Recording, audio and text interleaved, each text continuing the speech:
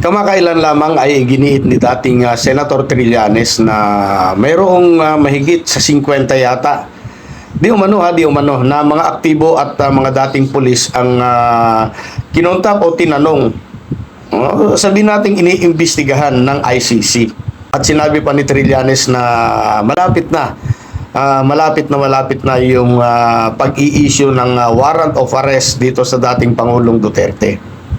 At ayon pa din kay Trillanes, damay dito ang kanyang anak na ngayon ay Vice President at DepEd Secretary na si Sara Duterte. Kasama pang ilang individual at ilan sa kanila ay si dating PNP Chief Senator Ronald Bato de la Rosa at ang dating presidential aide na si Senator Bongo. Pakinggan muna natin ang panayam kay dating Senator Trillanes.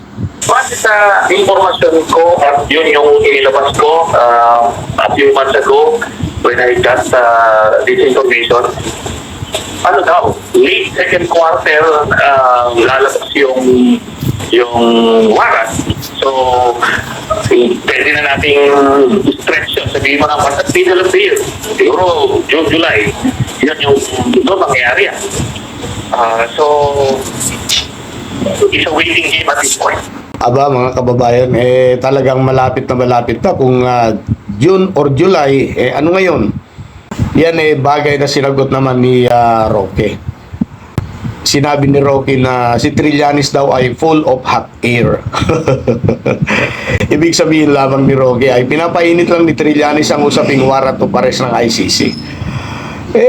Bakit parang double time? Parang double time na sila para papagsakin si PBBM, di ba? Napapansin naman natin sa mga nangyayari ngayon Sunod-sunod na mga rally, panawagan sa mga rally, pababain ng Pangulo, siraan ng Pangulo. Kailan lang, matatandaan natin yung gagawin sanang rally sa Bulacan na naunsyami.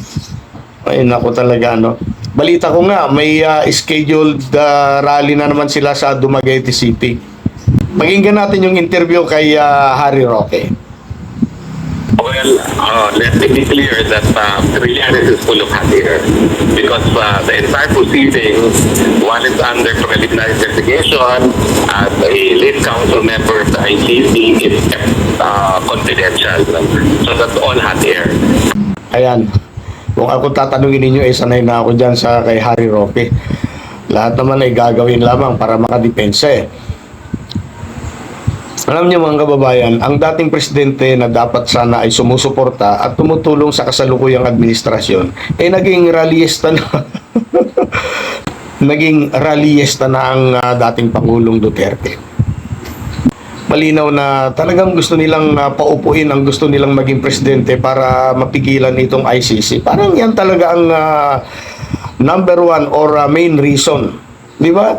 Kasi hanggang ngayon, hindi nila kayang anuhin yung utak ng ating Pangulo. Baka mamaya magbago utak nito. Biglang papasukin na yung ICC. Sabi nga nila, game over na o kaya checkmate na. Di ba? Halatang-halata naman na ang ipinaglalaban ng mga ito hindi para sa bayan, kundi pan sariling interes lamang. Mga kababayan, mahalin natin ang Pilipinas. Paano? Tulungan natin ang ating Pangulo sa kanyang mga pangarap na mapaganda ang buhay ng bawat Pilipino. Hindi po natin makakamit ang tagumpay kung laging nandyan ang mga kontra ng kontra na wala namang basihan, kung hindi pan sariling interes lang. Pag napabagsak nila ang Pangulo, maniwala kayo, back to zero ang Pilipinas. Sayang mga sinimulan at pinagsikapan ng ating Pangulong Marcos, kung saan hanggang ngayon nakikita na natin yung pagbabago ng bagong Pilipinas. Bukas po ang comment section natin para sa inyong lahat, para sa inyong mga malayang komento at reaksyon.